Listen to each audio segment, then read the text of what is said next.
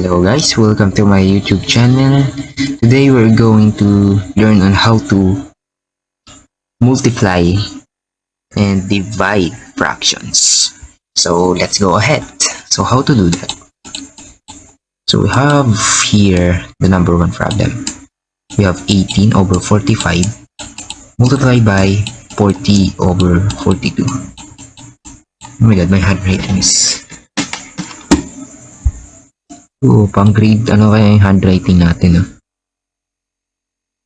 So, first of all, we're just going to simplify this because if we just go straight here, multiply all of them, that will take a lot of time ba? So, do not do this. I think let's just simplify them. So, itong 18, we can just make it like 9 times 2. Sa baba, we can just make it 9 times 5. So, we still have a multiplication sign here. This is multiplication sign.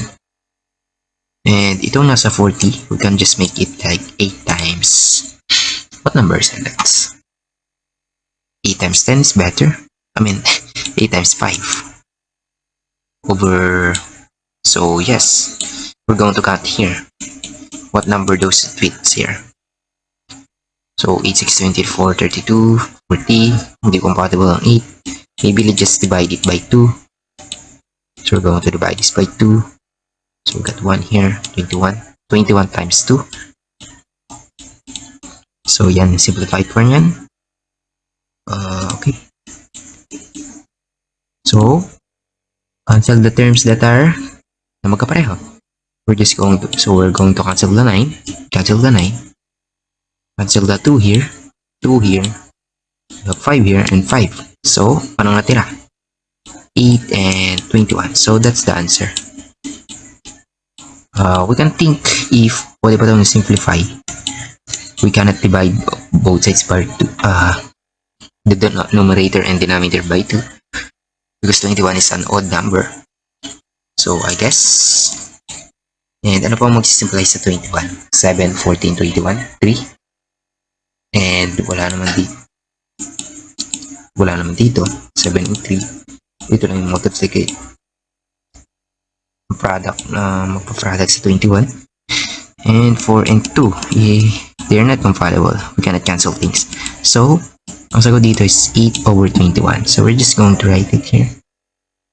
8 over, oh my god, gandahan natin, 21.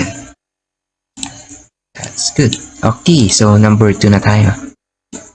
So let's write the problem. I have a habit of writing a problem first. Okay, sa physics, I'm just writing the whole sentence first before solving. That's fun. Okay, so how to solve this problem? So basically, we're just going to simplify it again.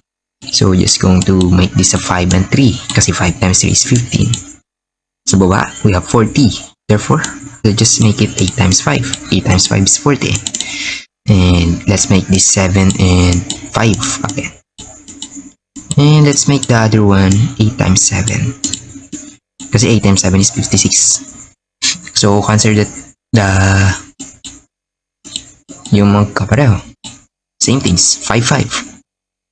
7 and 7. 8, they are not. They cannot. So, therefore, ang natira is 3. 8 times 5 and 8. So, as you can see, we cannot just simplify this na. So, 5 times 3 is 15. And 8 times 8 is 64. So, this is the answer for that problem.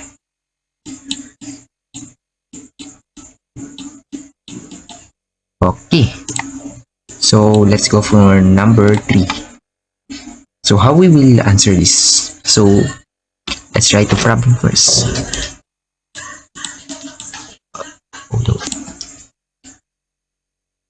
So let's go. Let's write the problem. 28 over 24 and 35 and 32. Okay, don't mind my handwriting. So we're just going to simplify this again. So ano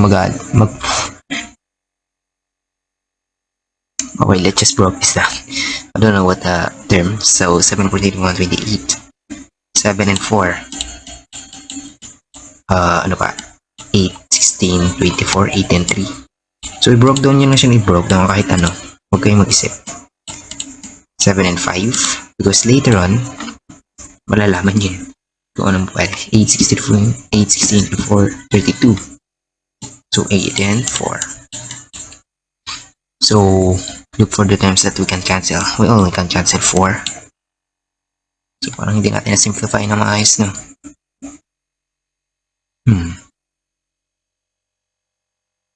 Okay, I think this is enough.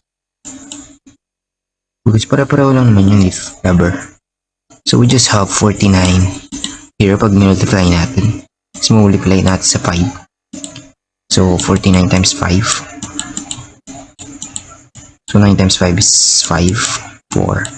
5 times 4 is 20, 24. We got 245 here. And then, we got 64. This is too big, no? Pero ilagay natin siya sa mixed fraction. How to do that? So, we're just, I guess, let's multiply this by 4. 4 times 4 is 16. 6, 12, 18, 24, 25. So, lumampa siya. So, let's use 3. 4 times 3 is 12. 4, 8, 12, no? 6 times 3 is 18. Plus 1, 192. So, ito yung dito susubra. So, 192 siya. We're going to add 192 here over 64. And then, I'm going to take the difference between 245 and 192. So, we got 3, 9, 10, 11, 12, 13, 14. So, we got 53 as our numerator. So, ito yung mixed fraction niya. Much better kapag ganun yan sa mo. So, 192. Oh my, okay. 192 over 53 over 64 ang our answer. So, guys, okay malilit. This is 9. Okay? So, di natin babox kasi di natin maayos mabox yan. Or maybe you can use this. Ano? Wow. Actually, can use that. Okay. So, number 4. We're going to divide naman. So, we're just going to write the problem. We have 8 divided by 3 over 5. So, what we're going to do is do the keep change proof. So, itong 8 over... There's an invisible 1 here as the number's denominator. So, we're just going to write it. 8 over 1 divided by 3 over 5. So, gagamit lang tayo dito ng technique. Which is, maybe hindi na technique but one of the properties of math. Which is, keep change. And flip. Okay guys, so, pinahid ng anong keep change, ito, lagay natin yan. Okay, keep change flip. So basically, we're just going to keep the first term, the first fraction, and then change meaning change the sign. We're just going to turn division into multiplication. So multiplication, and then we're going to leave the fraction, which is 5 over 3. So that's it. We can just basically go from left to right and multiply them. So 8 times 5 is 40 over 3. Then let's transform this into mixed fraction. 706. So we're going to use 9. 9 times 3 is 27. Maybe let's use 30. No. 12 over 12. Let's use 12. So we got 36. So going to write here 36, 3, and 4. Okay. I don't know what I'm doing anymore. Should be 12. So we're basically just going to transform this into a mixed fraction. So let's transform it. So let's transform this to a mixed fraction. Use 13. Let's use 13. Yung near sa 40. 3 times 3 is 9. 3. So 39. We're going to add 39 here. Like, put 39 there. So 3. Copy the denominator. And 1. Kasi 40 minus 39 is 1. So ito yung mixed fraction. Ito yung sagot dito sa number 4. 39 over 1 over 3. So just going to box this. So perfect box. So let's use let's go to number 5 as our last problem. Okay, last problem na tayo. We're going to write this. So first things we're going to do is just do the keep change flip again. Go, keep the first fraction the same, flip the sign, which is going to multiply it. Multiplication, flip the second fraction. So keep change flip. Okay, so now we're going to do is simplify all of this. Okay, baka malit tayo ng ganyan. Okay. So, 7 times 4. 6, 12, 18, 24. 6 and 4, no? Okay, 6 and 4. So, kita nyo na agad kung ano pwedeng cancel. 8, 16, 24, 32. So, 8 and 4 again.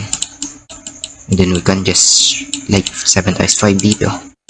Look for the terms that they can cancel. 7 and 7. 4 and 4. And we can furthermore simplify this. So, ang natira is 1. Kasi 1 yun nasa taas. We can just say 3 and 2. Kasi sa 6 yun. And then 4 and 2. Times 4. Over 5. Can cancel the 2. And there you have it. We're just going to multiply 4 and 4 here sa numerator. And 15 dito sa baba. Which we can transform into a fraction. So just a mixed fraction. That's the answer for this problem.